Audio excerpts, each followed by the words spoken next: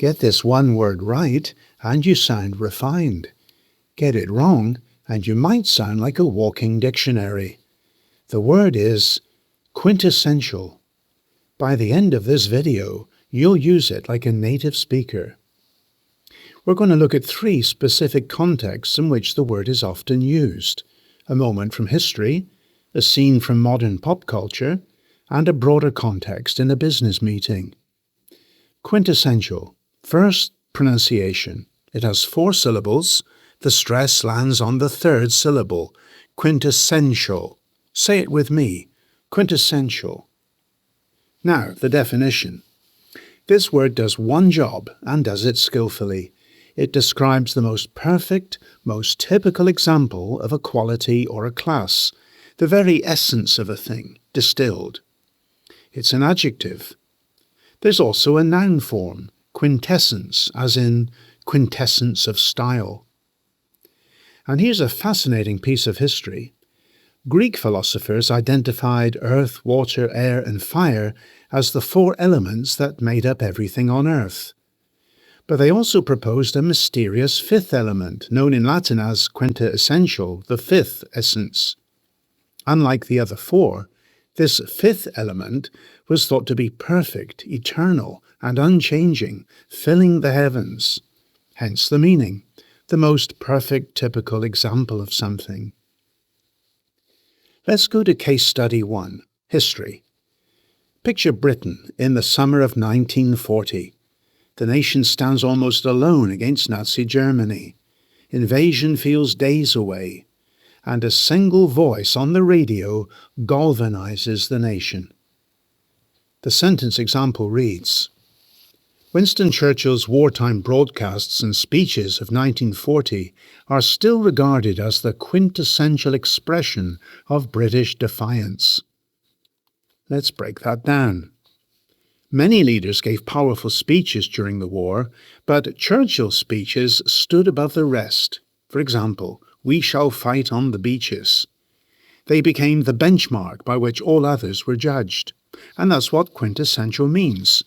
The single example that defines a whole category. Churchill's addresses became the quintessential wartime speeches.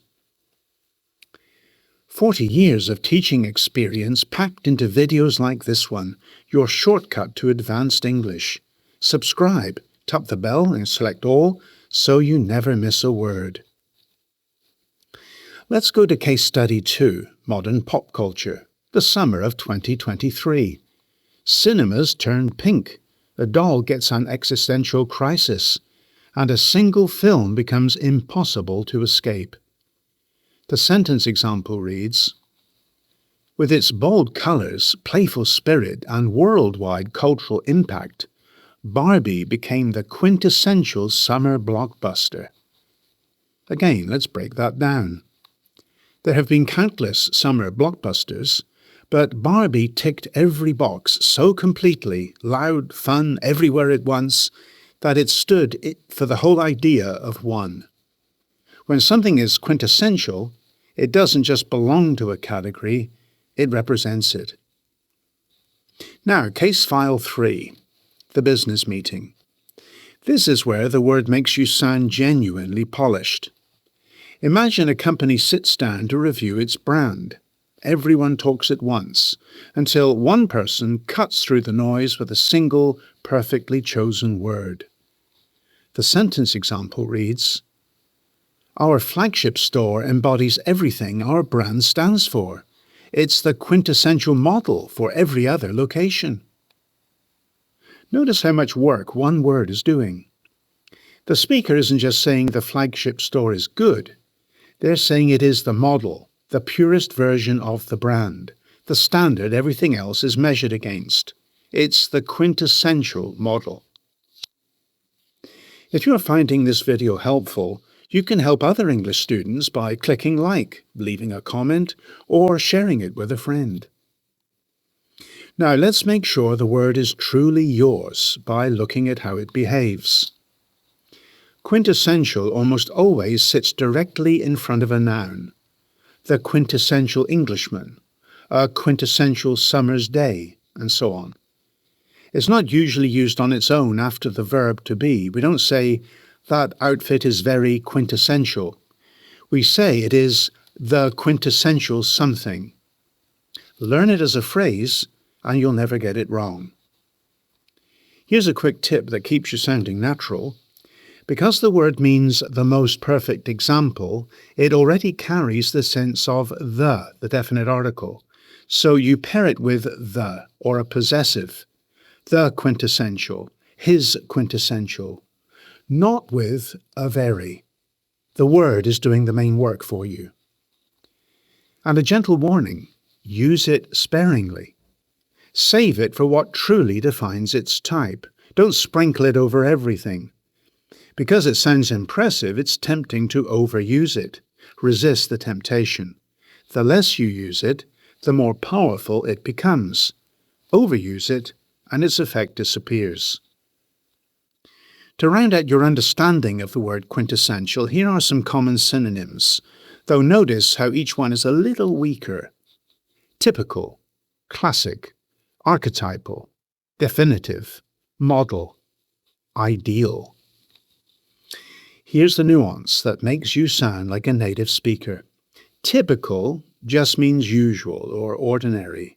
Quintessential means the most perfect example, the one you'd point to in order to explain the whole category. A typical London taxi is simply a common sight. The quintessential London taxi is the black cab that defines the city. Whenever you want to signal, this is the purest defining example, quintessential is the sharper, more elegant choice of words. Finally, here are the phrases native speakers reach for. Learn these as whole units, and you'll sound fluent. The quintessential gentleman. The quintessential British pub. The quintessential recipe. The quintessential romantic comedy. The quintessential flagship store. The quintessential English village.